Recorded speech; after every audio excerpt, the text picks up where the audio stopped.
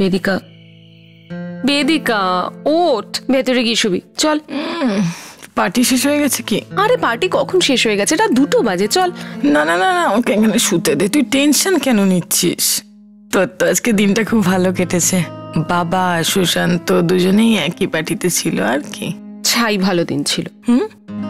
কখন থেকে সুশান্তকে ফোন করে যাচ্ছি, ফোনই ধরছে না। আর বাবা দেখছি পার্টি শেষ হওয়ার পর থেকেই কারোর সাথে কথা বলছে না, রেগে রয়েছে। লাইব্রেরির মধ্যে দুজনে কিছু কথা বলছিল, মনে হয় ওখানে ওদের কিছু রাগারাগি হয়েছে।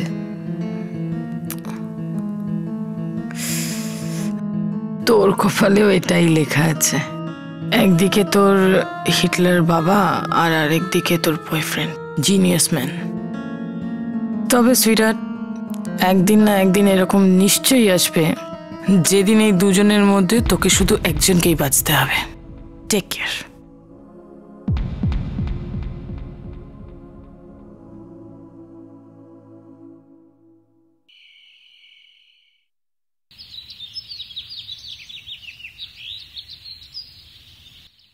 আরে আজ ব্রেকফাস্ট এত তাড়াতাড়ি কেন করলে? মানে তাড়াহুড়ো থাকলে তো আমায় বলতে পারতে বাবা, আমি তাহলে মন্দিরে 10 মিনিটের মধ্যে আমি পৌঁছচ্ছি, তৈরি থেকো। ওই নতুন প্রজেক্টের যে ফাইলটা দিয়েছিলে না, আমার পড়া হয়ে গেছে। মার্জিনে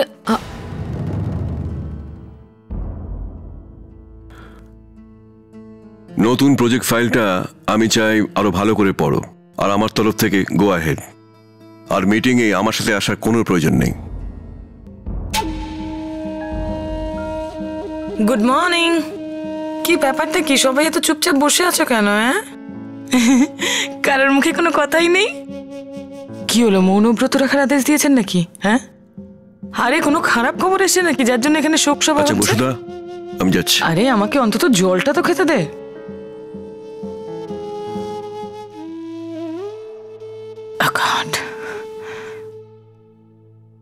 বসুধা, তুই এত কি চিন্তা করছিস মা? বাবার ব্যবহারটা দেখলে ঠাকুমা,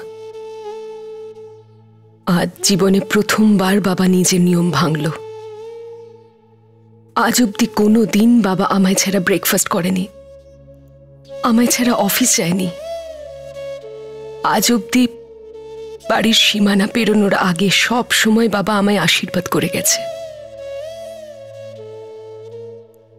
ছোট ছোট কথাগুলোকে নিয়ে কেন এত ভাবছিস বলতো? কোনো কাজের টেনশন আছে নিশ্চয়ই। কাজের টেনশন নয় ঠাকুমা, কাল পার্টিতে সুশান্তর সাথে একটু বেশি কথা বলে ফেলেছি। বাবা হয়তো তার জন্যই রেগে গেছে। বসুধা, তুই একা একা কতদিন ঘুমড়ে যাবি? তুই এক কাজ কর, আজ ধীরেন্দ্রর খাবার নিয়ে তুই নিজে অফিসে যা। ও যদিও রাগের কারণ না বলে, তবে তুই নিজে জিজ্ঞাসা করে নিবি ও তোর সাথে এরকম ব্যবহার করছে কেন।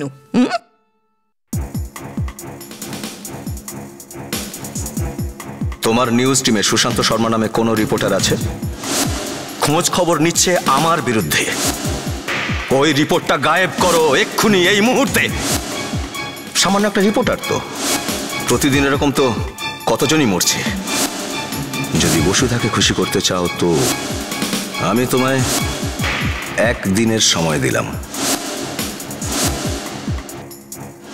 আমাদের দুজনের দুর্বলতা এটাই রায় সিংহানিয়া বাবু, যে আপনি আমাকে অপছন্দ করেন আর আমি আপনার মেয়ের সাথে প্রেম করি। আপনি যা ইচ্ছে করুন, আমি বসুধাকে বিয়ে করবই।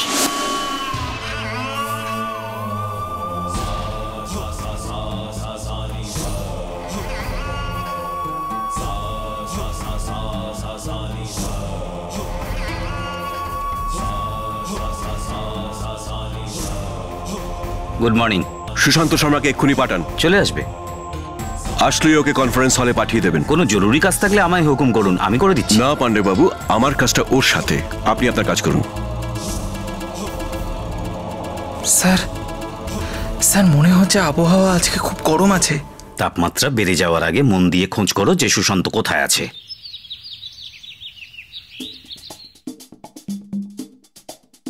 আচ্ছা শ্রেয়া, হ্যাঁ কাল রাতের পার্টিটা বেশ কুল ছিল তাই না? Yup so cool. আর সুশান্ত আছে না, সুশান্ত, ওকে কালকে কি হ্যান্ডসাম লাগছিল, খুব হ্যান্ডসাম লাগছিল। আমি তো কালই প্রথম বুঝলাম ও যদি ঠিকঠাক জামা কাপড় পরে তাহলে ওকে ডোকি লাগতে পারে, তাই না? দিদি, আমার মনে হয় তোমার ওকে বিয়ে করে নেওয়া উচিত, কিন্তু না, অন সেকেন্ড থট না করাই ভালো। আর তুমি বিয়েটা করলে না একটা প্রবলেম হবে, জীবনভর একটা গালি দেওয়ার সুযোগ পাবে, সব সময় আমায় শালা স্টপ ইট শালা। বেদান্ত, জানা এখান থেকে, আমার অনেক কাজ আছে। কেন বসুদাকে ইরিটেট করছো তোমরা শুধু মুধু? হ্যাঁ, দেখলে না সকালবেলা কি হলো? বাড়ি থেকে বেরোনোর আগে বাবা বসুদার মাথায় হাত রেখে আশীর্বাদ করে দিয়ে যায়নি, এতে ওর টেনশন হয়ে গেছে আর তোমরা সেটা বাড়াচ্ছ। বেদিকা স্টপ ইট, আমরা পরে কথা বলি। হ্যাঁ, এমনিতেই তো আমরা সবসময় পরেই কথা বলি, কিন্তু ভুল করবে যদি সব কথাই ভাবে মনে চেপে রাখো। ট্রাস্ট মি, একদিন সকালে উঠে দেখবে তুমিও শুরু করে দিয়েছো। আমার মনে হয় না এরা দুজন চাইবে এদের আরেকজন বোন মাতাল হয়ে যাক। Right baby doll? I am sorry. Cheers guys, have fun. দি, বেদিকাদি যখন জানে যে ও ড্রিঙ্ক করা উচিত নয় তখন এত ড্রিঙ্ক করে কেন? ওকে গিয়ে জিজ্ঞেস কর না আমার মাথা কেন খাচ্ছিস। আরে কাম অন দিদি, এই আপেল পরিষ্কার না নোংরা? একটা কামড় দিয়ে দেখি।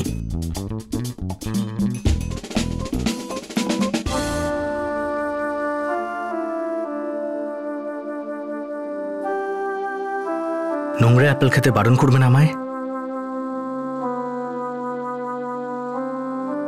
দেখো, আমার কথা শোনো, তুমি হাসলে না তোমাকে খুব ভালো লাগে। বাবার রাগটা কি তুমি আমাদের উপর দেখাবে না তো? প্লিজ হাসো না। নোংরা আপেল খেলে না বেদান্ত, মারবো ধরে, বুঝলি? এই মেয়ে, পড়াশোনা নেই নাকি? হ্যাঁ, নম্বর যদি কম হয় না ঠাকুমাকে বলে বিনুনি করিয়ে সারা বাড়িতে ঘোরাবো। সরি দিদি, পড়তে তো যাচ্ছিলাম না। Bye, love you. যা পালা, অ্যাপেল ধুয়ে খাবো, ধুয়ে খাবো। যা। ওকে।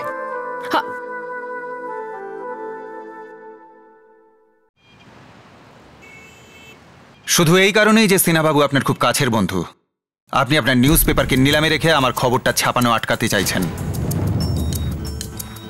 আমি সত্যি আর একমাত্র সত্যি খবর ছাপায় বিশ্বাস রাখি। তবে কি আমার রিপোর্ট সত্যি নয়? যদি কেউ আমার প্রফেশনাল লাইফের সীমা পার করে আমার পার্সোনাল লাইফে প্রবেশ করার চেষ্টা করে, আমি তাকে কখনো অনুমতি দেব না। আমার রিপোর্ট প্রফেশনাল, কিন্তু আপনি সেটা পার্সোনালি নিচ্ছেন। হ্যাঁ, আপনার বাড়ি গিয়েছিলাম পার্সোনাল কথা বলতে। তোমার পার্সোনাল কথা শোনার মতন সময় আমার কাছে নেই সুশান্ত, কেননা আমার সময় এত সস্তা নয় যে কোন রিপোর্টার সেই সময়কে কিনে নিতে পারে। আমি জানি তুমি কি চাও, কিন্তু তুমি যা চাইছো আমি তা হতে দেব না। আপনি কি আমার লক্ষ্যের পরীক্ষা নিচ্ছেন? তুমি আমার ধৈর্যের পরীক্ষা নিচ্ছ। আর যদি আমার লক্ষ্য আপনার ধৈর্যের সাথে ঠক্কর খায়, তবে সবার আগে বসুধাই ভাঙবে। Shut up! খবরদার যদি বসুধার নাম মাঝে আনার চেষ্টা করো তো। আমি চেষ্টা করি বা না করি, বসুধা তো আমাদের মাঝে এসেই গেছে স্যার। আর এখন তাকে না আপনি সরাতে পারবেন না আমি। সুশান্ত,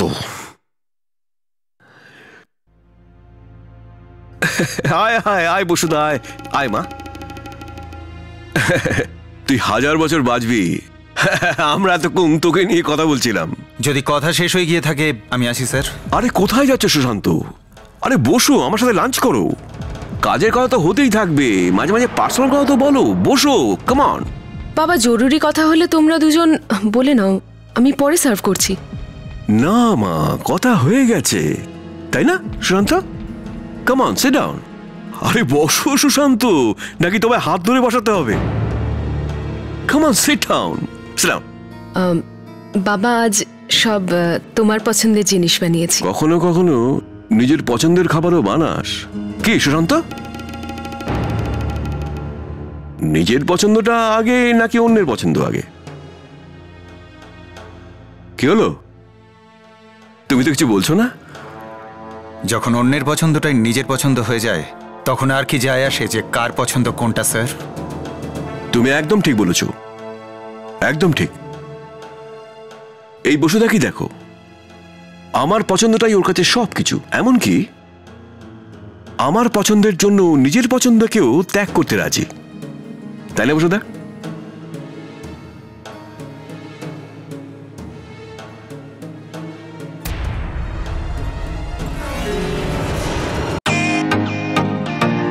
ওয়েলকাম টু বিটেন world. How may I assist you? নতুন ফ্ল্যাটের জন্য একটা স্ট্যান্ড ফ্যান আর কুলার নেব। এই পচা গরম থেকে একটু স্বস্তি চাই। বাজার চলতে সব ব্র্যান্ড আর ভরসাযোগ্য নয়। তার জন্য তো আমাদের ফ্যান আছে, all purpose bullet table fan, ceiling fan. আমাদের সিলিং ফ্যান কিন্তু 30 মাসের ওয়ারেন্টি সহ পাওয়া যায়। আছে ফারাটা 2 বছরের ওয়ারেন্টি, 17 থেকে 20 মিটার এয়ার ফ্লো, মধ্যবিত্তের সাধ্যের মধ্যে একমাত্র ভরসাযোগ্য ব্র্যান্ড বিটেন। আমাদের কুলারের কিন্তু অনেক range, 45 litres, 50 litres, 70 litres, 90 litres, 110 litres. Honeycomb সহযোগে বিটেনের সব কুলারের ওয়ারেন্টি 1 বছর। চেনা হাওয়ায় অচেনা অনুভূতির জন্য একমাত্র আদর্শ বিটেন। গরমে স্বস্তি পেতে বিটেনের ফ্যান হোক বা কুলার, আজই আনুন বাড়িতে। Beaten, digitally yours.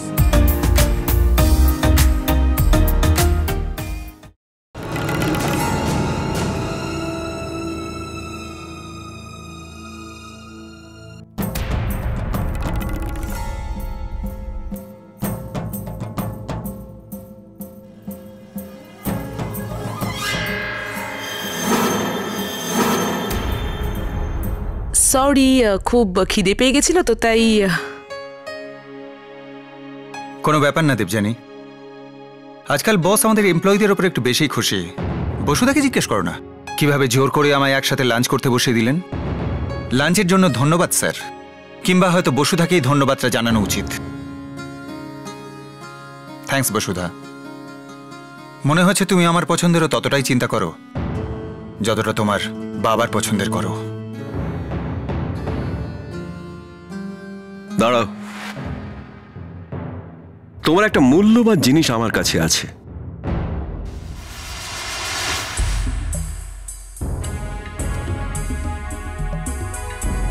কাকু, আপনার পাস।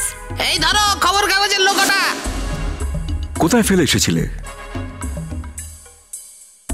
এটাকে সামনে রাখো, এর মূল্য বুঝতে শেখো। এটা শুধুমাত্র তোমার আইডেন্টিটি কার্ড নয়, এর সাথে আমার নামও জুড়ে রয়েছে। আর আমি চাই না যে তুমি তোমার দায়িত্বহীনতার জন্য এই মূল্যবান জিনিসটা হারিয়ে ফেলো।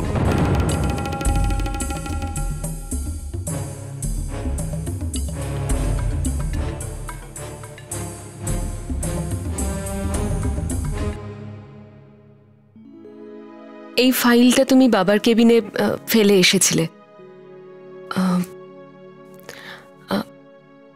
থ্যাঙ্কস। দেবযানী আর ভাগ্য সবসময় তোমার সাথে থাকবে না বসুধা। দুটো মানুষ যারা তোমার জীবনে তোমার জন্য খুব মূল্যবান, আজ একে অপরের বিরুদ্ধে এসে দাঁড়িয়েছে। ওদের দম্ভের লড়াইতে আমার ভয় হচ্ছে তুমি না পিষে যাও। এরকম কোনো ব্যাপার নয় দেবযানী। ইনফ্যাক্ট আমার মনে হচ্ছিল যে হয়তো অফিসের কোনো কাজ নিয়ে বাবা আর সুশান্তর মধ্যে, আই মিন, তুমি জানো কি কথা হচ্ছিল? আমি মানছি যে অন্যের জীবনে উঁকি ঝুঁকি মারাটা আমার শুধু শখই নয়, আমার পেশাও। কিন্তু ডার্লিং, আমি নিজের লোকেদের সাথে এরকম করি না। সবাই জানে যে সুশান্ত হলো আমার সবচেয়ে প্রিয় বন্ধু, আর রায় সিংহানি আমার বস। তাই আমি কারোর পক্ষ নিতে পারবো না। কিন্তু সুইটি, তোমার তো সেই স্বাধীনতাটাও নেই।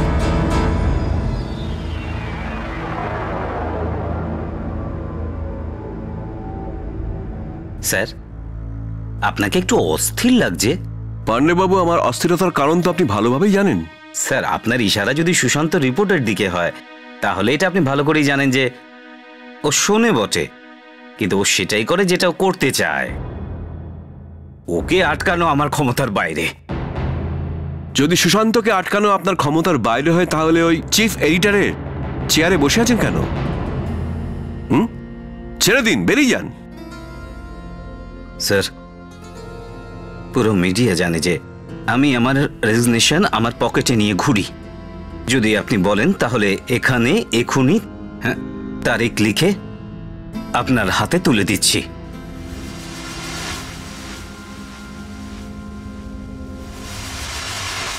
কাল যে রিপোর্টটা ছাপা হবে সেই নিয়ে একটু কথা বলার ছিল।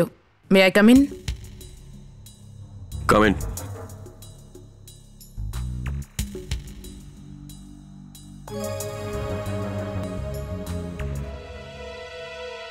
স্যার, এটার কি করব? ওটা যেখানে ছিল সেখানেই থাকতে দিন। যেমন বলবেন স্যার।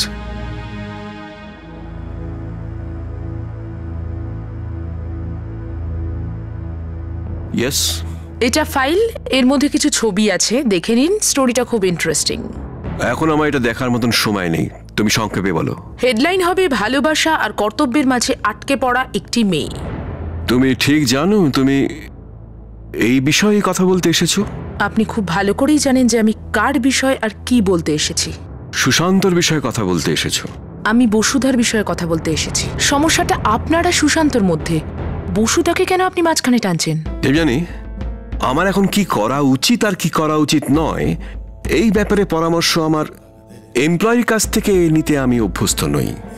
আমার যেটা ঠিক মনে হয় আমি সেটাই করে এসেছি, আর তার জন্যে যা যা ভুগতে হয় সেই ফল ভোগ করতেও আমি সবসময় তৈরি থাকি। কিন্তু এইবারে ফল শুধু আপনিই ভোগ করবেন না। ধীরেন্দ্র রায় সিংহানিয়াকে তার কাজের ফলাফল বলার তুমি কে? এই অধিকার তোমায় কে দিয়েছে? একটা সময় ছিল যখন আমার এই অধিকার ফলিয়ে কথা বলাটা আপনার খুব পছন্দ ছিল। এই অধিকার আপনিই আমাকে দিয়েছিলেন, ভালোবেসে দিয়েছিলেন, কি তাই না? হ্যাঁ মনে আছে, একটা সময় ছিল, এখন আর নেই। তোমার সময় দেবযানী শেষ হয়ে গেছে।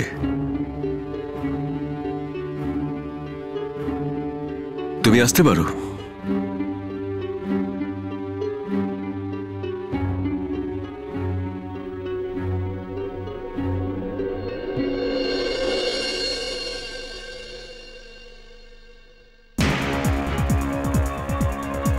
ধীরেন্দ্র রায় সিংহানিয়া, আমি জানি যে তুমি তোমার স্বার্থের জন্য যে কোনো কাউকে ব্যবহার করতে পারো, যেমন এক সময় তুমি আমাকে ব্যবহার করেছিলে, কিন্তু তুমি তোমার স্বার্থের জন্য নিজের মেয়ে বসুধাকেও ছাড়বে না। স্যার, কৃষ্ণ অনেকক্ষণ থেকে ওয়েট করছিল আপনার সঙ্গে দেখা করার জন্যে। কে কৃষ্ণ? ওই যে আমাদের চর আছে না। ডাকো ওকে। আয় আয়। নমস্কার স্যার। বল। স্যার, মনে হচ্ছে রায় সিংহানিয়া ওই রিপোর্টটা আটকাতে পারবে না স্যার। মানে?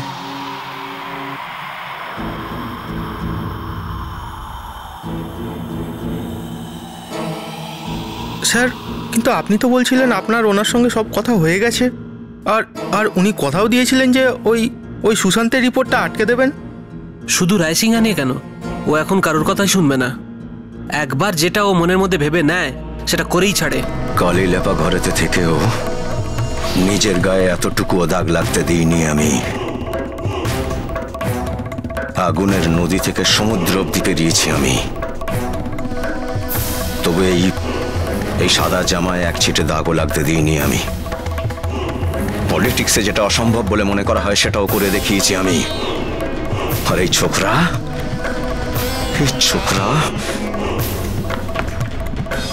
এত সাহস ওর!